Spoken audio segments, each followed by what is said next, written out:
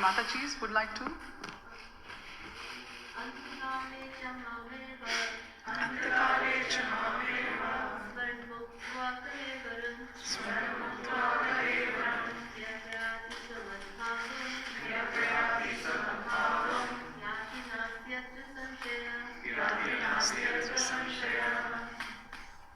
Okay. Let's do the word by word meaning. Please repeat after me. Antakale, at the end of life. Cha, also. Mam, me. Eva, certainly. Smaran, remembering. Muktva, quitting. Kalevaram, the body. Yaha, he who. Prayati, goes. Saha, he. Mat bhavam, my nature. Yati, achieves. Na, not. Asti, there is. Atra, here. Samshayaha, doubt. Translation and purport by His Divine Grace, Srila Prabhupada Ki Jai. And whoever at the end of his life quits his body, remembering me, alone at once attains my nature. Of this there is no doubt. Purport, it's a short purport, so I will read it. In this verse, the importance of Krishna consciousness is stressed. Anyone who quits his body in Krishna consciousness is at once transferred to the transcendental nature of the Supreme Lord. The Supreme Lord is the purest of the pure. Therefore, anyone who is constantly Krishna conscious is also the purest of the pure. The word smaran, remembering, is important. Remembrance of Krishna is not possible for the impure soul who has not practiced Krishna consciousness in devotional service. Therefore, one should practice Krishna consciousness from the very beginning of life, if one wants to achieve success at the end of his life. The process of remembering Krishna is essential. Therefore, one should constantly, incessantly chant the Mahamantra. Hare Krishna, Krishna Krishna, Hare Hare, Hare Rama, Rama Rama, Hare Hare. Lord Chaitanya has advised that one be as tolerant as a tree, taror api sahishnuna.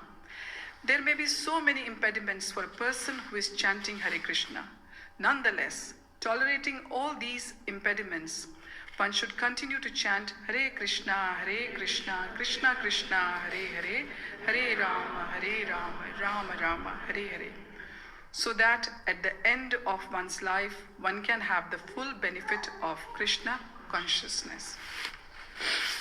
So, the translation was very to the point, very little, and purport is also very small. But you know, the difficult things, they look easy to look at. What is difficult is the application. How do we apply the teachings on our life? So if anyone was to read this verse and the translation, the purport for the very first time, they would think, oh, so we have been given the problem and the medicine as well. Problem, we have been facing life after life, and we haven't got tired, have we? That's why we are all here in this material world. And we've been doing the rounds of this samsara. Samsara is where there is 4 types of problems. Janma, Mrityu, Jara, Vyadhi. We get the birth, and at the end we face the death, and in between we grow and we encounter, we reproduce, we make our photocopies like they say in this world, and then we have diseases and we get sick and eventually we get old, because this is a system Krishna has made. It's a very scientific system. If we were not supposed to go through these processes, we would not even think of Krishna even in our dreams. So, like in a normal world, what we hear all the time, start them young. Whether it's learning music or anything they want to learn, they always say that you should start them young. So similarly, The middle 6 chapters of Bhagavad-Gita are about Bhakti Yoga. And Bhakti Yoga is the most important part of the Bhagavad-Gita, as Krishna says. I can hear my echo. It's okay? All right. So, since we started these verse by verse, the important verses of Bhagavad Gita, now we have reached on to chapter 8, Attaining the Supreme. It's very important. So I hope you are all ready to hear what Krishna is trying to tell and what Srila Prabhupada and other gurus have told, of the Shiksha gurus and my Diksha guru, and I will try to explain whatever I've understood. And towards the end, if there's any questions, anything, please ask. So when they say start them young, in Srimad Bhagavatam we have seen the 2 prime examples of Prahlad Maharaj and Dhruv Maharaj. And they were only 5 or 6 years old when they started their bhakti. And we've seen the result also. What is the result they had? They had the live audience with the Supreme Personality of Godhead. And that is what we get when we do bhakti. So, being humans, it's so easy for us to pursue something when we have the end goal or destination in our sight. So, Krishna has told in the verse that at the end of your life, if you quit your life remembering me, you will attain my nature. Or you will go to Golok Vrindavan, the topmost abode where the Lord resides. And he says as well, of there is no doubt. So guarantee is there, a demand is there from the Supreme Personality on us. And he's given the way to reach him as well. But who has to do the hard work? Us. Now many people think that death is not a nice thing to talk about or discuss. People are generally people are, I don't know what's the word to use. They're not happy to discuss this. But in Bhagavad-Gita, Srila Prabhupada in the purports and Krishna tells us again and again, this life is preparation for death. So, life is a preparation, and death is the final examination. Most of us, we have in the schools, universities, and different types of tests and exams, and we know how stressful it is. Is it a pleasant experience? No. You lose your sleep. You have to be so disciplined, and you have to look after your diet. You have to look after this, that, and then you have to work all year round to be able to get where you want to be able to get those grades and marks. So, what we are worrying in this life, most of the time, it is material side. The problems connected to our body. Because what is the most close to us in this life? It is our bodies. So no wonder everybody is worried more about their bodies. And the spiritual side, it is not visible to any one of us. It's only told in the Shastras, it's only our gurus, they guide us about it, and then we come to know about it. So yes, we have to prepare about it. Like we worry about the material side of our life, we have to equally worry about the spiritual side of our life as well, because that is very important. That is going to go with us. When we quit our bodies, the bodies which are made of 5 elements, which are earth, water, fire, ether, and sky, everyone knows, is going to be left behind. Because that's the law of the world, the law of the nature, that the energies have to go back to the source of the energies. But the subtle body, the gross body will stay here. What will go with us is the subtle body. Subtle body is, as all of you know, mind, intelligence, and false ego. Yeah? So that will go with us. And this is what has been traveling with us life after life. And we haven't got to our destination, that's why we are still here. And now,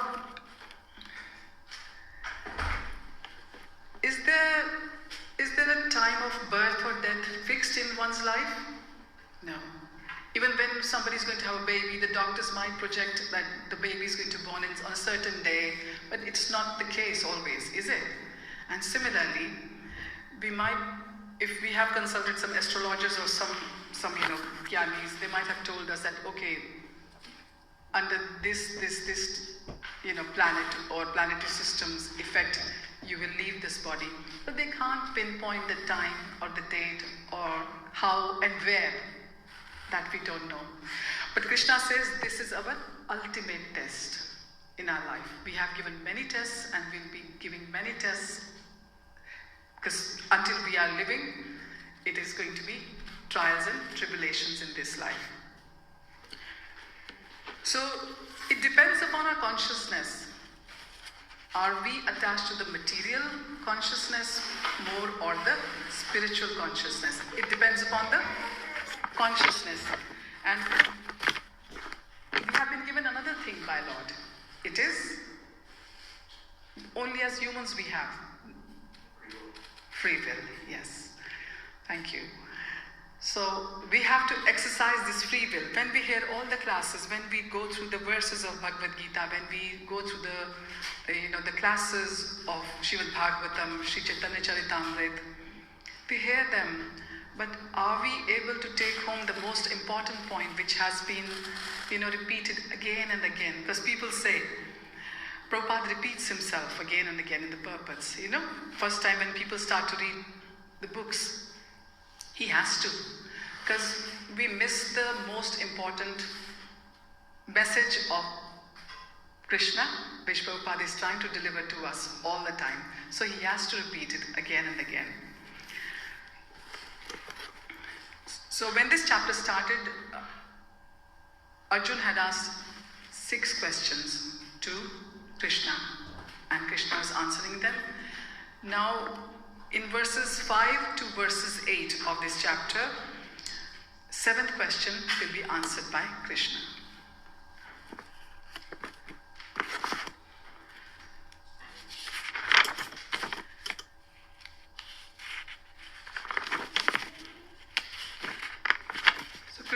So Prabhupada was reminding us in the purport that you have to be very pure to be able to think about Lord at the end of your life.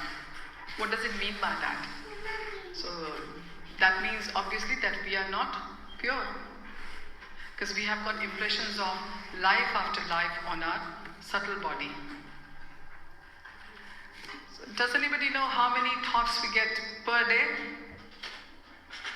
You must have heard how many thoughts we have per day. They say roughly 60 to 80,000. That is a lot of thoughts. Because every time we are looking at something, what's happening? Our eyes are registering, mind is taking the impressions. So just imagine 70,000 thoughts per day. So how many thoughts in a lifetime? And how many thoughts we've had in life after life after life. So that is why we are impure. That is why we have got so many impressions. Sometimes we see something, it gladdens our hearts. We feel so happy, isn't it? So that is something which we have practiced before. And other things, they make us annoyed, angry, because we have had some bad impressions about them in our past lives. So this is what we have to try to get rid of in our bhakti, in the life of our bhakti, in the course of our bhakti, which is, in the 9 stages of bhakti, it's one of the stages called anartha nivritti. So this is why Srila Prabhupada has given us the Yuga Dharma given to us by Lord Chaitanya, the chanting of the holy name. So we have to practice the chanting. And it's only the chanting which is going to clear our heart, clear our conscience. Because you can have so many showers, you can clear your cleanse your body with other things, but your subtle body, which you can't see yourself, how are you going to take it out and, make it nice and squeaky clean? No, it's not going to happen. You have to practice the Mahamantra, like Prabhupada has repeated twice in the purport, that we have to say the Mahamantra, and in the Mahamantra, Lord has invested all his energies for us, the jivas of this Kali Yuga. We are very fallen of the jivas of this Kali Yuga. It is the shortest yuga compared to the other yugas. We haven't got that much strength, we haven't got that much long lives or time. But Krishna, before finishing up this, his Leela, when he came in Dwapar Yuga, he made sure that my innocent jivas are going to come in Kali Yuga who will need me. And how I'm going to be present there for them? It's in the form of holy name. So that's why Prabhupada has made this, has stressed upon this, that we do the minimum chanting of 16 rounds of holy names every day. So if you have just started, aim that slowly in due course of time, you will reach that milestone of 16 rounds. And it's doable. It takes approximately 2 hours a day. How many hours roughly we have in the daytime? We have, say, we can spare 2 hours somehow. Like Prabhupada used to say that when he used to go to work, what he used to do was do 4 rounds in the morning, 4 before having the lunch, 4 before having the dinner, and 4 before retiring to the bed. So Prabhupada has taken so much pains for us. He used to hardly sleep when he was in Vrindavan. Radha Damodar temple, he used to write for us. And when he came to the Western world for us, he hardly slept. He used to wake up and just do his translations for us. Because if it wasn't for these translations in English, it would have been really hard for us. We wouldn't have touched the Sanskrit. We don't even study the English part, never mind the Sanskrit, isn't it? So I'm going to tell a short story. Everyone likes stories? Okay. So we will touch upon a story of beggar and a fish. So it's like a Panchatantra story, or you can say story from the fables. I don't know the exact where the story is from, but the story is very popular. It goes like one day, Krishna and Arjuna were going through a forest, and there was a beggar in a very impoverished state. He was begging, and Arjuna felt really bad. Arjuna felt so much pity in his head that he decided to give him some gold coins. He thought, I'll give him some gold coins, so his situation will become better, and he won't need to do this begging again. And again in the evening, Krishna and Arjuna went past the same area. They found the beggar again sitting and asking for, some help. Arjuna thought, so that means those coins didn't help him. Those coins were not much to uplift his state. So Arjuna didn't think anything. What he did, he took out some gems and gave that, some gem or some diamond, he gave that to the beggar. And he hoped this time, definitely, I will not see him again sitting on the street like this with the begging bowl. And what happened when he was given the gold coins? When the beggar was going to his home, somebody robbed him on the way. So he had to come back straight to the same area and start begging again. And this time when he was given the diamond, the beggar was very, very sure that I'm going to look after it and just take it home and keep it safely, and definitely, all that needs to be doing at home to uplift the situation of my family, I will do that as soon as I can. So he took the diamond to his home, and he thought, I'm going to hide it in one of these pots which is hanging on the ceiling, that it will be safe, and next day I'm going to take the diamond and somehow sell it and, bring the money and do the needful for my family. What happened? In the night, his wife needed to get some water. And among all the pots lying in the house, she didn't know that that pot had something valuable. She took that pot and took it to the river. And what happened? The diamond went into the river and she got the water or whatever. And next day, when beggar wakes up, he thinks that today is the day my fortune is going to change. There is no pot in the side. He found it filled with water later on. So, what he has to do now? He has to go back to the same routine of begging. So he went out into the same place. And now what happened? Again, Krishna and Arjun walked to the same path and they saw the beggar begging on the road, on the path. Arjun was really, really confused what has happened. He didn't say anything. But this time, Krishna, Lord is so merciful. Lord quietly went to the beggar and gave him 2 nickels, 2 paise, like we say in India, 2 paise. The beggar looked at his begging bowl and he was like, this is not going to change my fortune or going to do anything. But he decided to get up and just go towards his house. And on the way he saw somebody, catching the fish, and there was a fish stuck in the net, gasping as if somebody they freed that fish would be thankful for its life. Now this beggar thinks that it's not going to help me, these 2 paise. So the best thing is to use these 2 paise to free this little fish so that at least the fish can carry on living. So he bought the fish and he put it in his begging bowl and put some water in his begging bowl and gently headed towards the river to free the fish. Now the moment as he was walking towards the river, what happened? The fish spat something out. What was that? The diamond. And he says, pound it. You can imagine his elation when he saw that.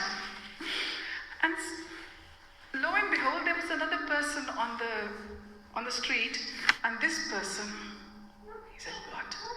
He has recognized me. I was the thief who took the gold coins from him the other day. He said, I better return them now before he gathers everyone around and they will all start beating me up and, God knows what will happen next. So he went to the beggar and he says, look, I took it from you, they are yours. Now the beggar couldn't believe his luck. I've got the diamond, I've got the gold coins, So what's the moral of the story? The moral of the story is, when you help others, Lord helps you. And when you're thinking just for yourself, God is not even thinking of us remotely. God says, fine, if they're so capable of helping themselves, because there were so many plans for themselves, so let them carry on. But as soon as we think of helping others, we come into the radar of the Almighty, Supreme Lord. So this is ahetuki. Like they say, mercy, Lord gives us mercy, ahetuki and apratihata. This is ahetuki, this is causeless. So this story tells us about the causeless mercy of the Lord. Because being jivas of this Kali Yuga, we have got no chance. We haven't got so many nice karmas in our account that we will be getting Lord's mercy coming to us so easily. It is causeless. It is through our acts of, helping others or thinking about others, God is going to think about us. And the other one is apratihata. Apratihata is unmotivated. So there's another story I'm going to tell you, because I thought some nice stories, and sometimes stories We remember the stories more than we remember the big words of philosophy. So this is a story about an eagle who forgot to fly. Actually, I should say 2 eagles, but I will say 1 eagle, yeah. So once upon a time, there was an eagle who was pregnant and she was flying. What happened? She suddenly felt a shock, and due to the shock, she dropped 2 of her eggs. And luckily, her eggs fell into the area where there were chickens and the hens. And one of the hens, she saw the egg of the eagle. Out of her motherly instinct, she decided, I'm going to sit on this egg and incubate it and let it hatch. And she sat there, and in due course of time, a little eagle, baby eagle, was born.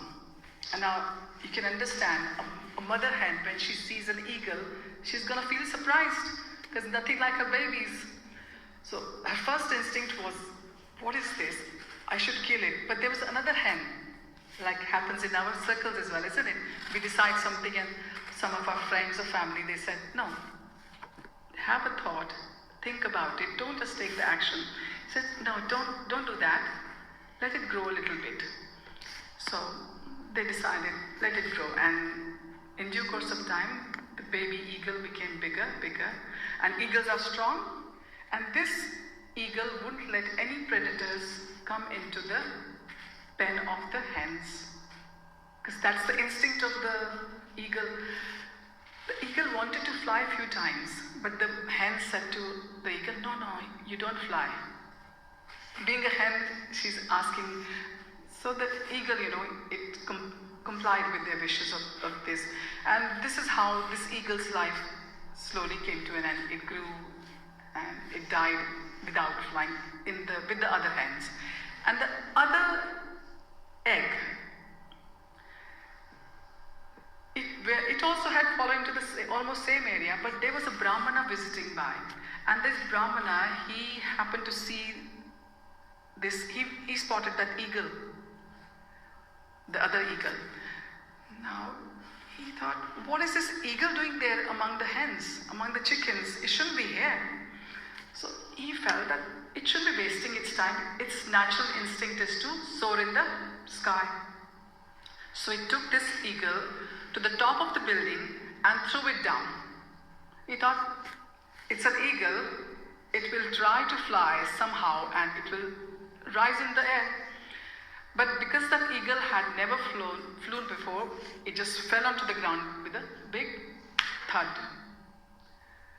He again went to the eagle, that Brahmana, he picked up the eagle and made sure the eagle looks at the sun.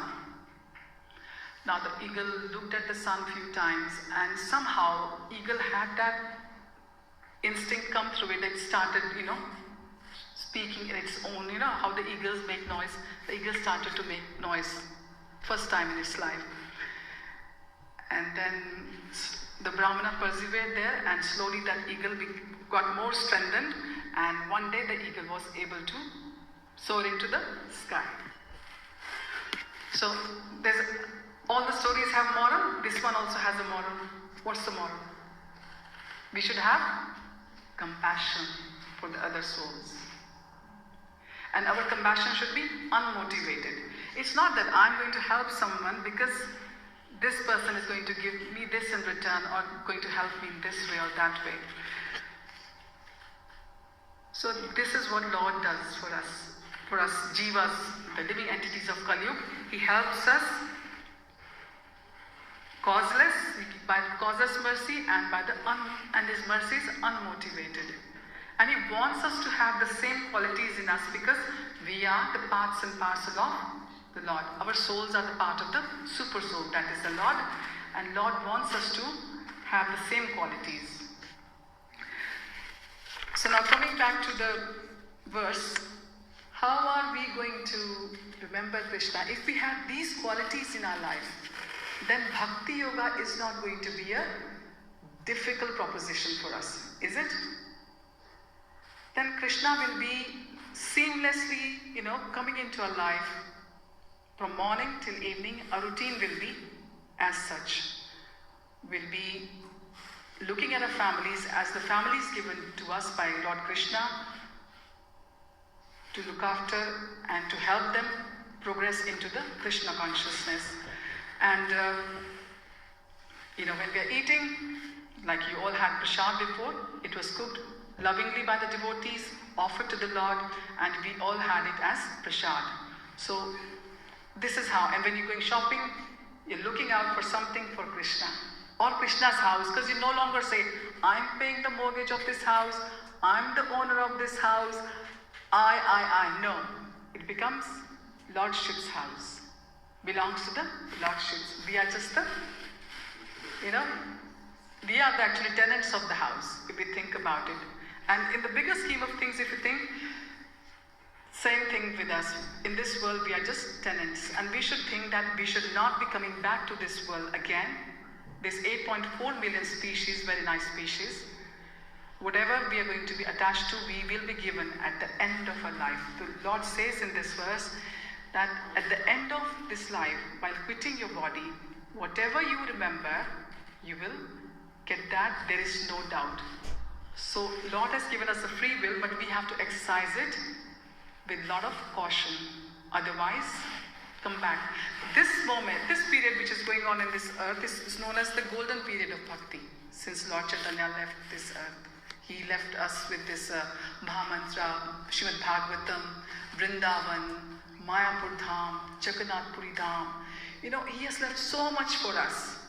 All we have to do is just live our lives as such that bhakti is a top-notch thing in our lives. Not acquiring just these material things and acquiring stuff which we get bored of very soon, isn't it? We buy some stuff from the shop. The moment we come home, we say, oh, it's not what I thought it was. So this is how we are. So why not have the higher taste in our life? Why not have the highest taste actually? I think we should remember that, like last week, Keshav was saying in the class, that we have to mind the mind. It's a mind which is taking all the impressions and which is having all the impressions are sitting there. The thing is, the impressions which have got attachments of feelings, they stay with us, don't they? We have so many thoughts in the day, but there are few thoughts in the day which stay with us. Those are the thoughts which we had with the feelings, with the emotions. And what is God trying to tell us in this, Krishna trying to tell in this verse? That have the feelings of Krishna consciousness.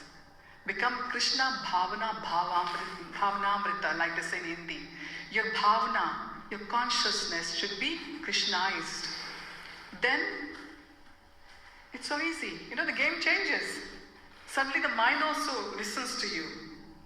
When you say to the mind, don't worry, you'll be going back to Godhead, back to Krishna Lok, back to Golok Vrindavan, where there's no subtle body, no gross body, no illnesses, nothing to do with the, anger, greed, lust, envy. The worst of them is envy. All this is due to this body. When you tell your mind that your last goal is Krishna Lok, the goal of Vrindavan, and in Golok Vrindavan, you won't have this. Even you won't have this, your subtle body. You get the spiritual body. You get the spiritual body and the spiritual soul. Your soul also gets spiritual, not the one which we are carrying here. Only then we get entry into the spiritual world, when we get rid of all this. So when you tell your mind that you have got this end goal, and this is going to be possible only because Krishna has told us in verse 8.5 of Bhagavad-Gita, Antakale chamameva smarna muktva kalevaram.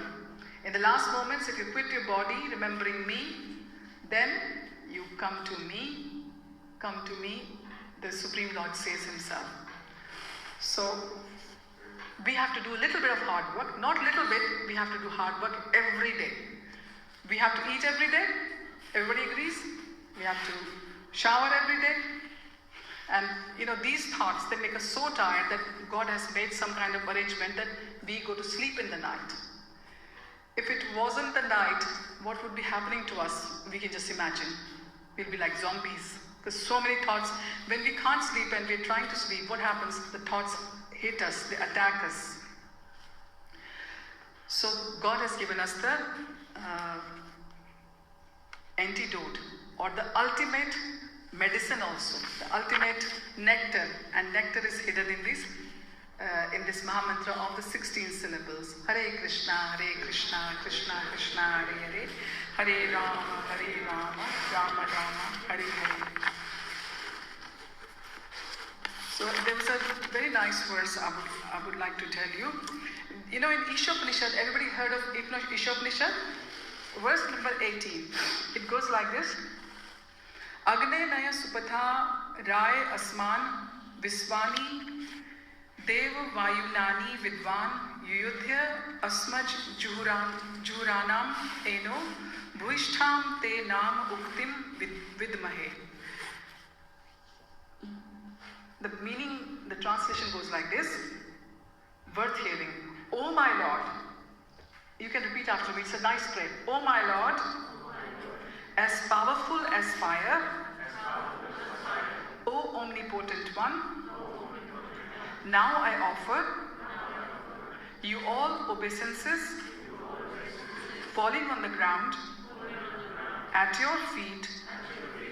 O my Lord, please lead me on the right path to reach you. And since you know all that I have done in the past, please free me from the reactions to my past sins, so that there will be no hindrance to my progress. So the acharyas, the saints, the scriptures, they repeat these prayers to us. These prayers were already there. But Srila Prabhupada, he wrote the translations in English on purpose to remind us. And now when we have more gurus in our lineage and other lineages, what we see, they're still writing. Like Keshav Maharaj has recently done his Tattva, and more books coming. Because if we try to go through the Sandarbhas of the Acharyas, 6 Goswamis, we won't understand anything.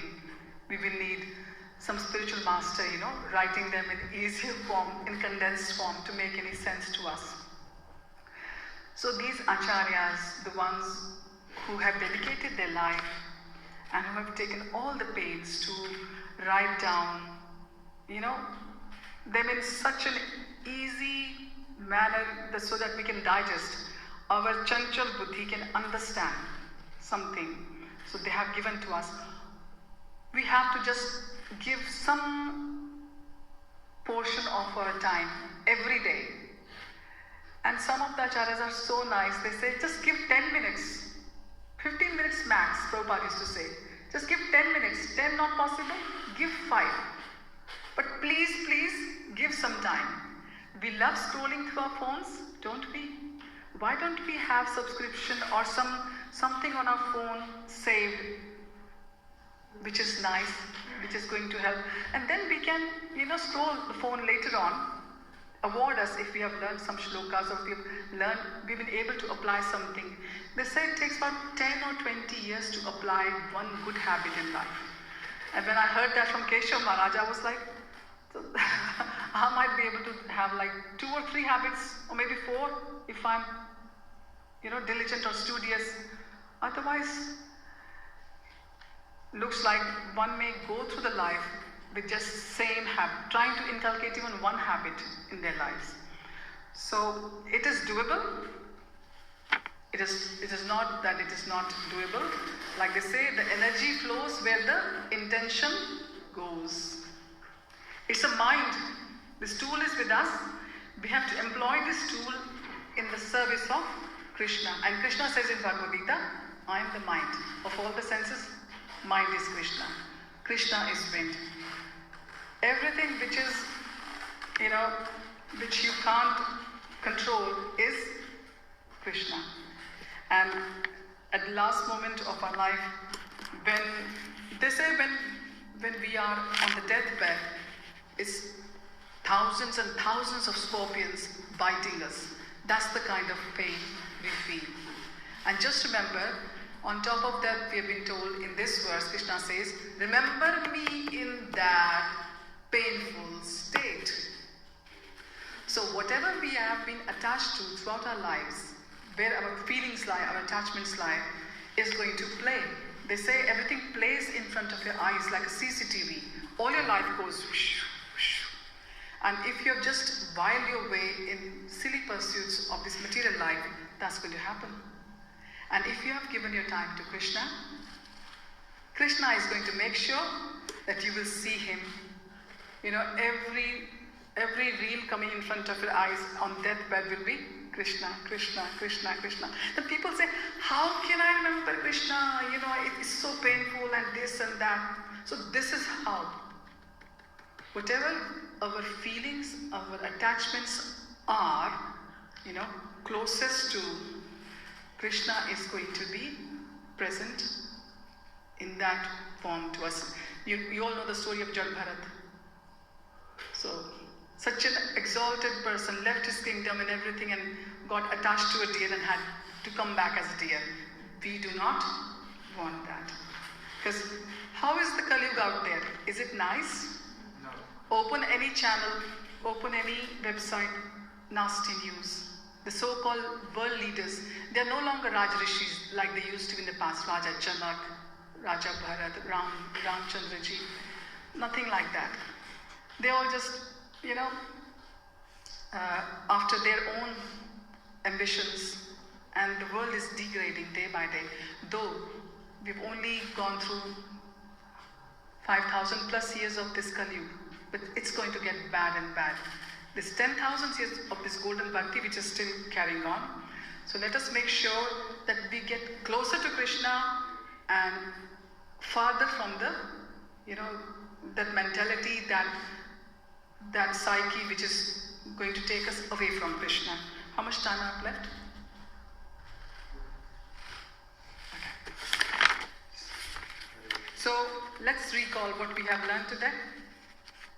We have to purify our consciousness with Mahamantra, practice of Mahamantra, Shastra, like they say A, B, C, D, association, books, holy books, Shastras, C, chanting, D, diet, prasad. Simple. Wherever you go in the world, life is simple. You're just looking for where you can find the prasad or where you can cook something for Krishna and have that. So it's not difficult, it's doable, and let's try to do it. And I'm going to just sing a little bhajan with you. And this bhajan, you know, all the bhajans written by our Vaishnava Acharyas, these bhajans, they actually, like Narayan Krishna Prabhu was singing about Gaya Gora Madhur Sware, we all went into Gora Purnima festival, yeah? And this bhajan by Srila Bhakti Vinod Thakur, it takes our consciousness towards Krishna. So that's why it's important to hear the bhajans, Vaishnava bhajans, read the translations and sing if you can sometimes as with the family. Like with Gaura Purnima coming, try to sing the Gaura bhajans.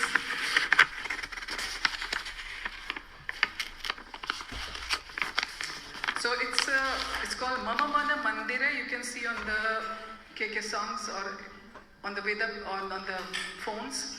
Mama Mana Mandire Raha Nishidin.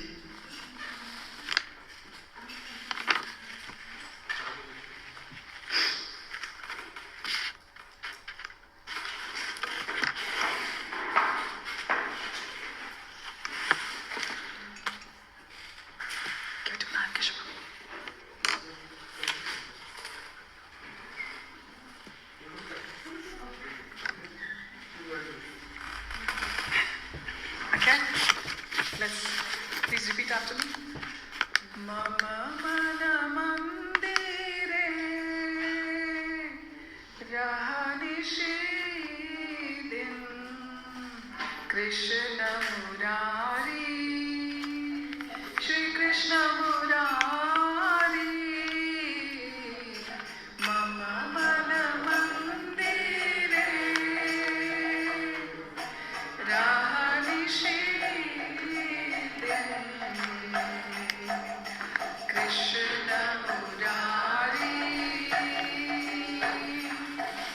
Shri Krishna Murari, Bhakti Preeti Mala Chandan,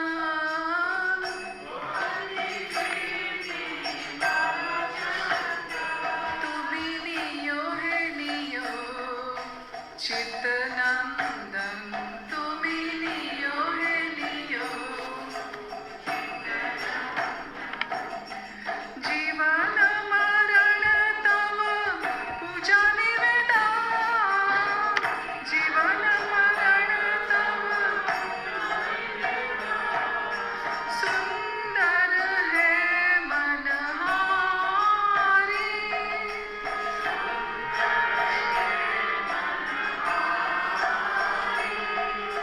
Krishna Murari,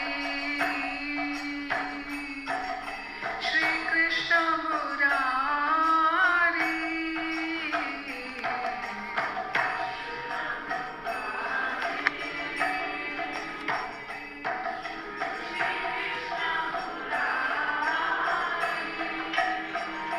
Esho Nanda Kumar, Nanda Kumar,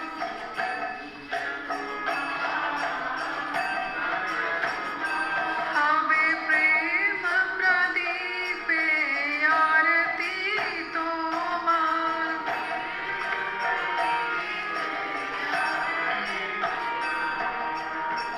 Nayan Jamuna Jhare Anivar,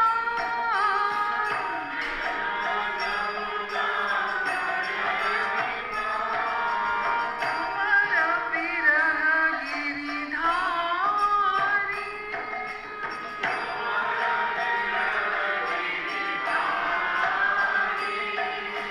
Krishna Murari,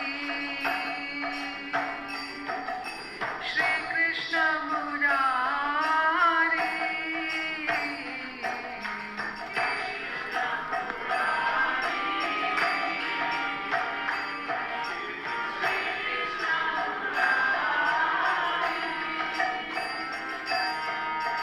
Bandhan Gane Tava Bajuk Jeevan,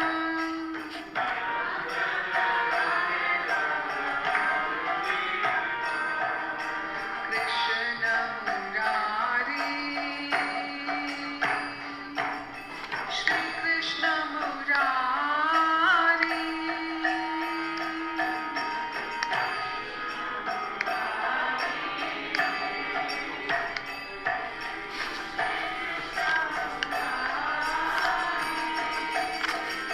Jai. So when we sing bhajans like this, it's so easy to get transported into a different realm, isn't it?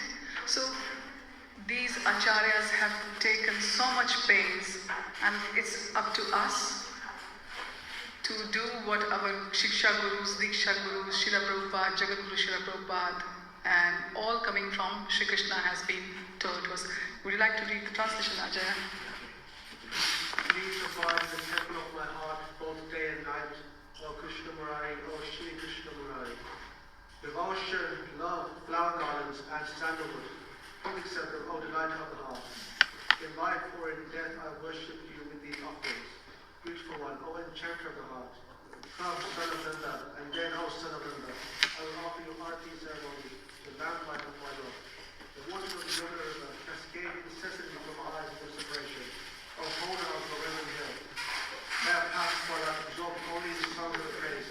O Krishna Murari, Shri Krishna Murari. Srila Prabhupada ki Jai. So if there's anything would you like to say, any corrections, comments, please be kind to me, because I've got only I've only delivered what I've read, but and if you take something from today's session, and likewise we always, when we hear and we say or read, we take little, so like they say, mountains can be built with little collections. So if there's anything, Ask question. yeah. So in your devotional life, Yeah. what has helped you remember Krishna more? In my devotional life, definitely Srila Prabhupada's books, because this is how I came into Krishna consciousness when I was not happy with the other Bhagavad-Gitas around. Because they were just, I read the Gorakhpur Press Bhagavad-Gita, which is most popular in our Indian households. Just the verses and the translation, nothing else. Then there was this Astha channel, it started then in around just before 2008, 9, 10. I used to watch it. I used to think that I have got so much to ask these gurus who are giving these classes and the persons who are hearing them. There's no interaction. Because our minds, they want logic, some answers. So, and your dad had got this Bhagavad Gita from somebody, some brahmachari had given him at his work. It was lying on at home. And when I read that changed my life. So definitely Srila Prabhupada's books, especially Bhagavad Gita, this is how I came into bhakti. And this has been my go-to thing again and again. When I think that I'm losing, being humans, we lose our track. Now and then you just open any page, any verse, first thing in the morning, it's Krishna speaking to you. Whatever is happening in your mind, Krishna is giving the answer there.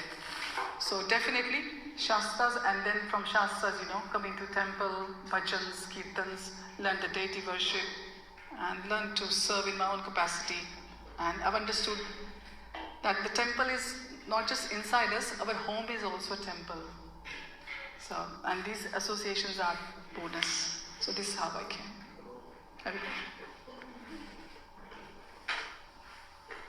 Give the mic.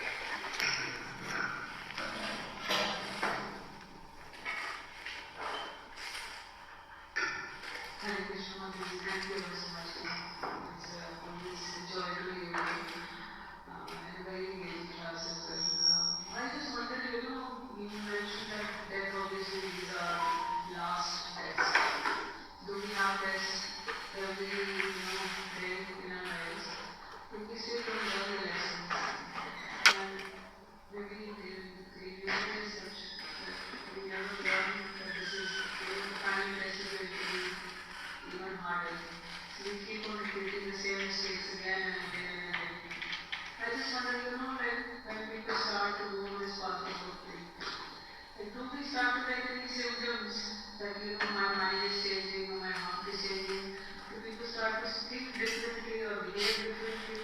Because even in the devotee circle, sometimes we see good examples, but at the same time we also see people who have been in the process for a long time, but not necessarily we look up to them and think, okay, this is how I want to be. So it can be very heartening, but at the same time it can be very disheartening as well. So, what are the symptoms that start to come in life that kind of tell us that if I'm doing these things, I'm on the right track? It's a difficult one.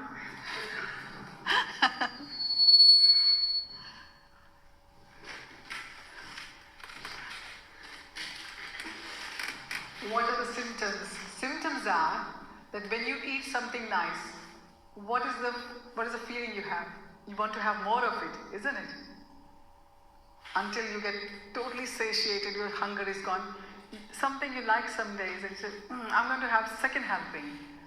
Normally I just have what is on my plate, but I really like this, so I'm going to have more. So the symptom is that you won't sit down.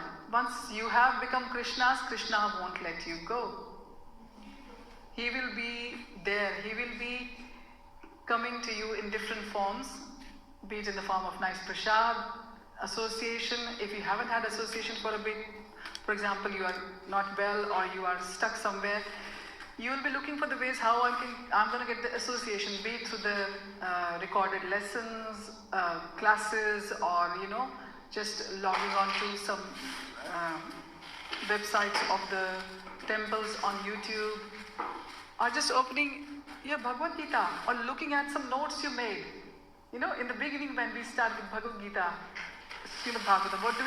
We make so much notes. We all make notes, but do we revisit them? No.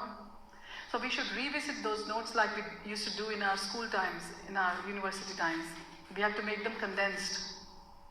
And then, in the beginning the notes are this big, and at the end of the year your note is just worth 4 or 5 words.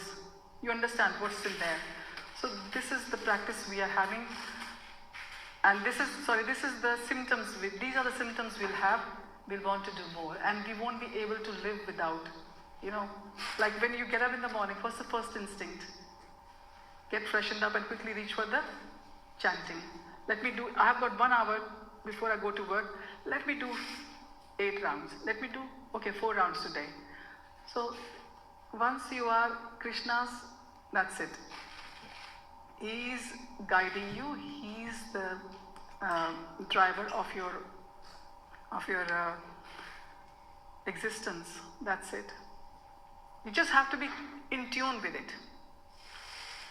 Don't listen to your mind, but make your mind listen to Krishna. This is what I have learned.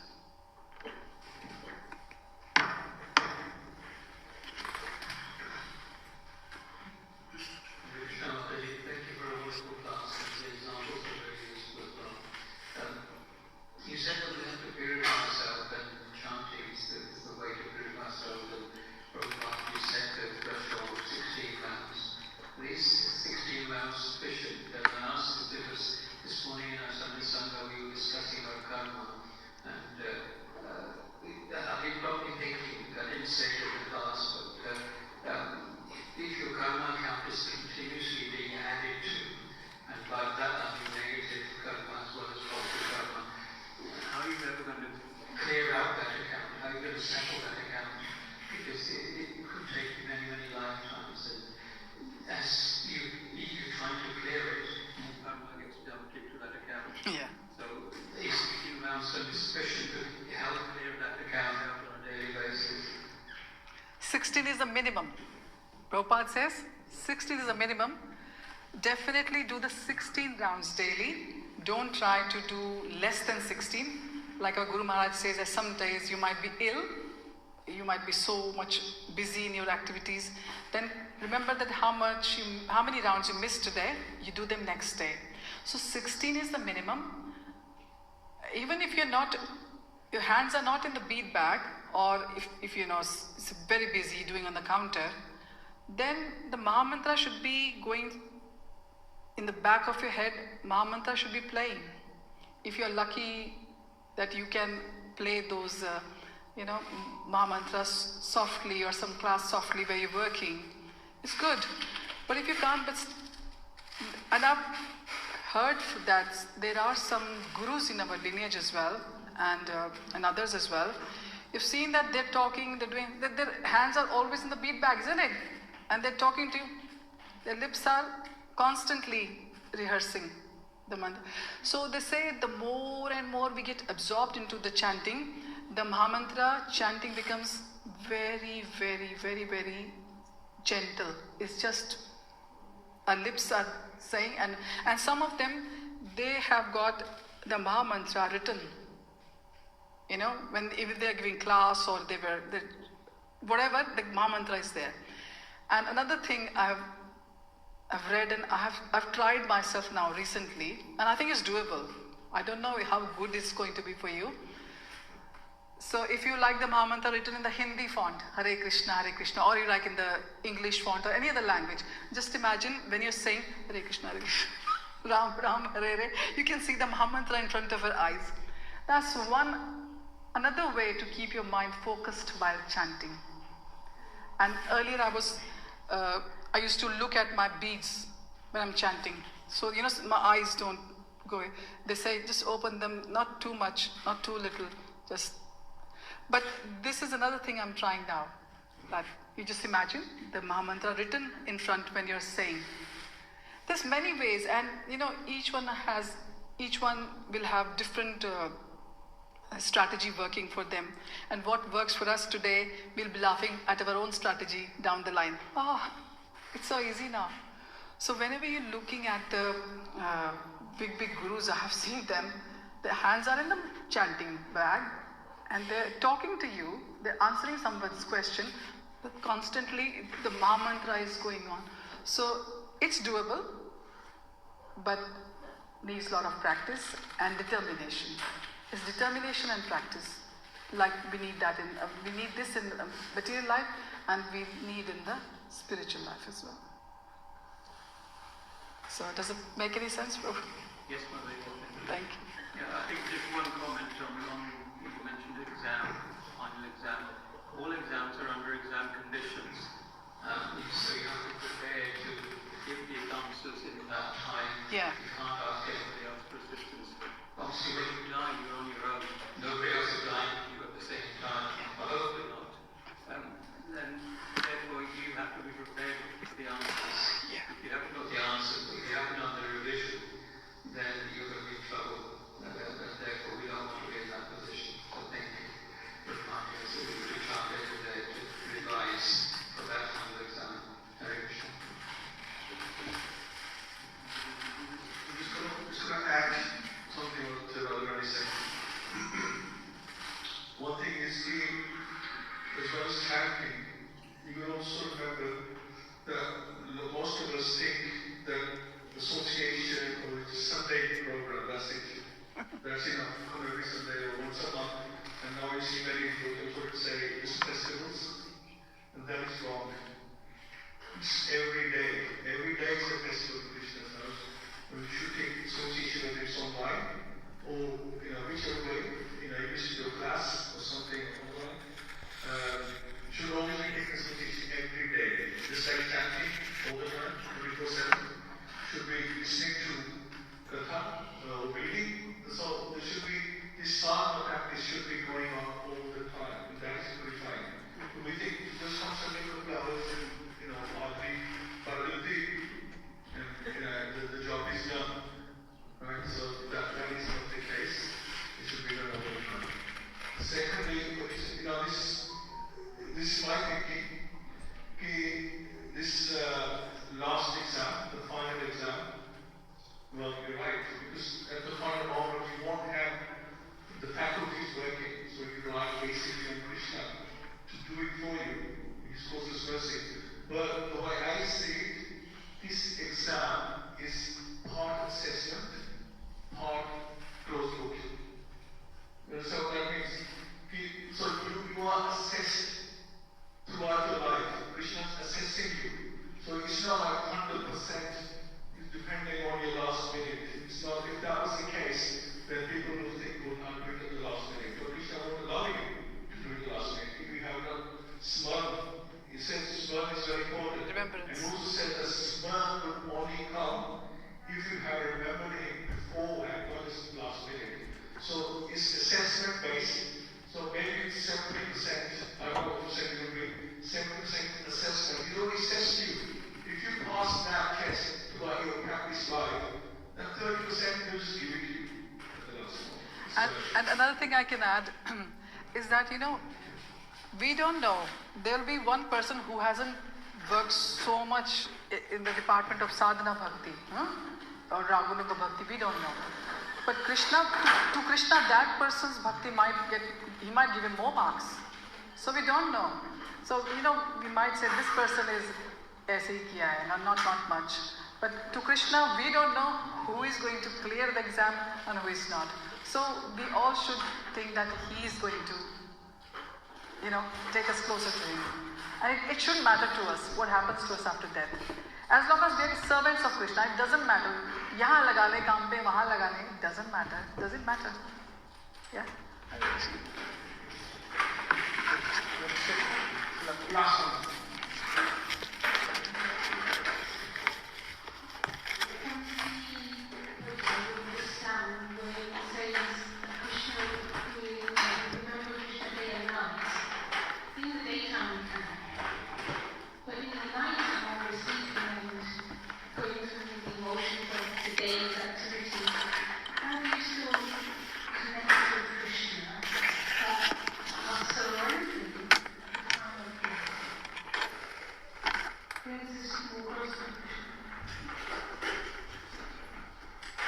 So you're saying that how do we connect to Krishna at night time when we're sleeping?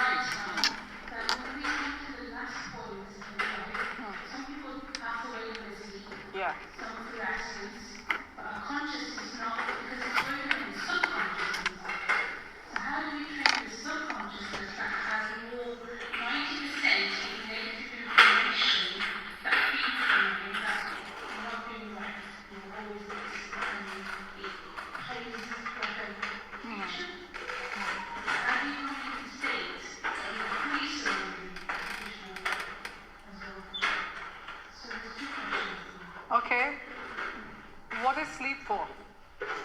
have done all our sadhana bhakti during the day, Krishna has given us a night that have some rest, and that is in tamogun. The night time is in tamogun. Tamogun, you understand? Mode of ignorance. And that is also, so mode of ignorance also we use in service of Krishna by having a restful night. And if you are having some problem sleeping, Prabhupada used to say, hear or read Krishna book. So what's going to happen? You will have Krishna dreams in your sleep. Nothing is going to disturb you. You'll wake up fresh and you'll be ready to face the other modes of the, you will wake up in the Brahma Muhurat, in the mode of goodness, in the early morning, Brahma Muhurata. You can do that, chanting and everything, and then mode of passion during the day. Do your duties and serve Krishna through your duties. And like you said, how are we going to do in the last moments? Like I said, whatever you have done nicely in this life, Krishna will make sure that it is thousand times more nicer at the time of. We'll be shutting down, but Krishna will come in somehow. It is written in the Shastras, so we take it as guarantee that he will come. He's guaranteed in this verse as well, that if we remember him in the last moments, we'll come to him. But we have to remember him in the lifetime to do that, okay? Hare Krishna.